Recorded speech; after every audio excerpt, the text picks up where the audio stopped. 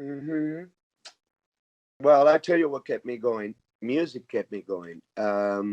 The love for music. The love for music has to be authentic. Um, I am not gonna say to you that all the gigs that I do have the same level of intensity or attraction to me. Sometimes I have to wear a tuxedo and go and play maybe in a corporate party where nobody's paying attention to you. But you know Okay. what? But the thing is this though, when you have commitment to the art of music, when you count four, it's a church. You're, you know, in your realm, and it doesn't really matter what's your environment. I remember, some of my professional teachers used to say, it doesn't matter if it's Madison Square Garden or you're playing for 15 people. When you put your hand in your instrument and you're singing and you're playing, you got to put your heart behind it, even if it's just the slowest ballad and the background music or whatever it is. Because if you, because the business is harsh, and if you don't have fun in the act of doing it, you're not going to last. Okay.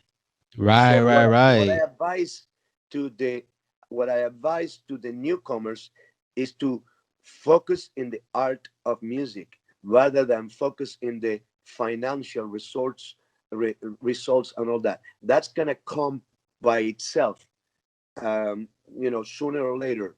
And but as I said, it's not very easy. It's very competitive, and there are upside downs.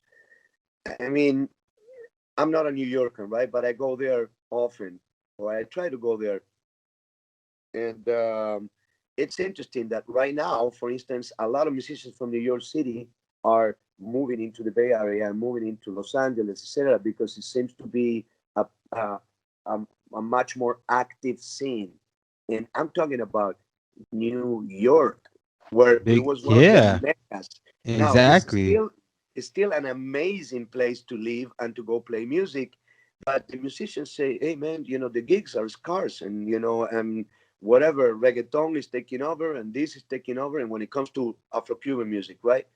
Um, and these may be people who play with great bands, international bands, that when they go to Europe and when they go to South America, etc., they make very good money. But when they come back to New York, maybe 6 months to be in the drought. Then, so I always say to myself, um, look at the elders, look at the things that, read the interviews of Mr. Ernesto Tito Puente and see the struggle that they also had, even in spite of being super famous. So it's not going to be an easy job. Don't go in this expecting that it's going to be an easy career.